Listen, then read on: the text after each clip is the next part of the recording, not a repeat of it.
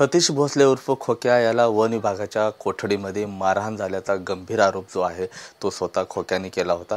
खोक्याचे वकील आहेत माझ्यासोबत ॲडव्होकेट अंकुश कांबळे। काय नेमकं प्रकरण झालं होतं, काय मांडणी झाली होती, काय आरोप आहेत खोक्याचे, तुम्ही काय मांडणी केली कोर्टात?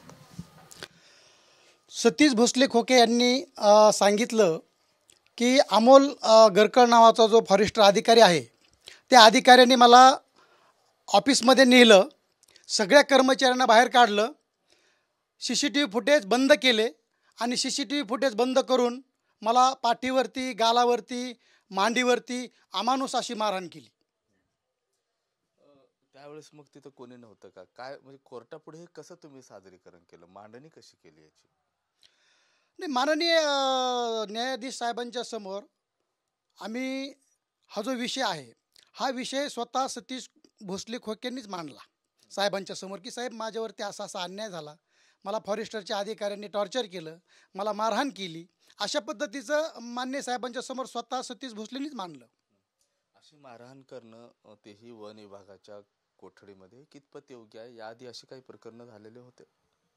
सगळ्यात महत्त्वाची गोष्ट अशी आहे की जो वन विभाग आहे हा वन विभागाचा जो अधिकारी आहे हा अधिकारी ह्या सतीश भोसले खोकेंच्या आडून इथल्या आदिवासीवरती, भटके विमुक्तावरती, दलितांवरती हा दहशत निर्माण करतोय असं मला वाटतंय की हा दहशत निर्माण करतोय।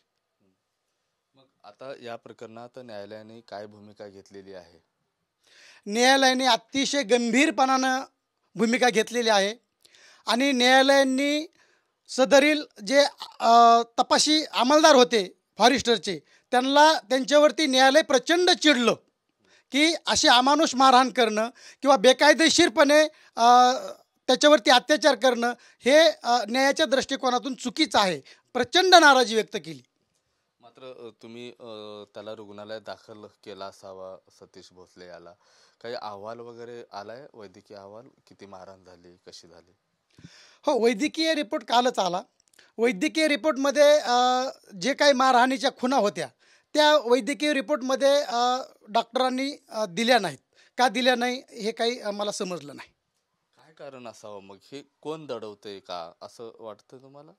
नाही, सगळ्यात महत्त्वाची गोष्ट अशी आहे की एक फॉरेस्टर अधिकारी वैयक्तिकरित्या सतीश भोसलेंना मारहाण करतो किंवा मारहाण करतो, त्या अधिकाऱ्यावर कोणाचं प्रेशर आहे सतीश भोसलेला मारहाण करण्यामध्ये, सतीश भोसलेला गुन्हा कबूल करण्यामध्ये, किंवा तो म्हणतो मी गडचिरोलीला राहिलेलो आहे, मी तिथल्या बंदुका बॉम्ब आणून तुझ्या घराच्या जवळ ठेवून मी तुला नक्षलवादी आहे असं मी दाखवील, मी तू इंटरनॅशनल लेवलचा डॉन आहेस, मी असं दाखवून तुझ्या बायकोला, तुझ्या बापाला, तुझ्या भावांना, तुझ्या अख्ख्या कुटुंबाला गुंतवीन, मी वाट लावून टाकीन सगळी तुमच्या कुटुंबाची। म्हणजे एवढं प्रेशर एखादा अधिकारी वैयक्तिक नाही घेऊ शकत। मला असं वाटतंय त्याच्यावरती कुणाचं तरी 100% प्रेशर आहे। एवढा जर अधिकारी जर टॉर्चर करत असेल तर तुम्ही ही बाब कोर्टाच्या निदर्शनास आणून दिली? होय, ही बाब माननीय साहेबांच्या आम्ही निदर्शनास आणून दिली। साहेबांना हा जो छळ केलेला आहे, जी मारहाण झालेली आहे ती प्रचंड चुकीची आहे, ती बेकायदेशीर आहे, ती कायद्याला मान्य नाही, ही दहशत निर्माण करण्यासाठी। आणि खरं तर हा जो अधिकारी आहे तो अधिकारी नाही, मला तर तो खोक्यापेक्षा मोठा गुंड वाटतोय। हा अधिकारी हा गुंड अधिकारी आहे। अधिकाऱ्याचे गुण त्याच्यामध्ये एकही नाहीत। अधिकाऱ्यांनी ठीक आहे, सतीश भोसलेने जर गुन्हा केला असेल ना तर कायदेशीर बाबी तपास करून पूर्ण करून तो सिद्ध कर गुन्हा, आणि गुन्हा सिद्ध करून तुला काय सजा द्यायची ते दे ना। पण असं मारहाण करणं, तुला खोट्या गुन्ह्यात गुंतवीन, हे पूर्णपणे चुकीचं आहे। अशा अधिकाऱ्यांना यांचं बळ वाढू नये, अशा अधिकाऱ्यांना आम्ही सोडणार नाही। त्या अमोल गरकळवरती आम्ही कायदेशीर फिर्याद देणार आहोत, आम्ही त्याच्यावरती गुन्हा दाखल करणार आहोत, आम्ही त्याला कसल्याही पद्धतीचं सोडणार नाही।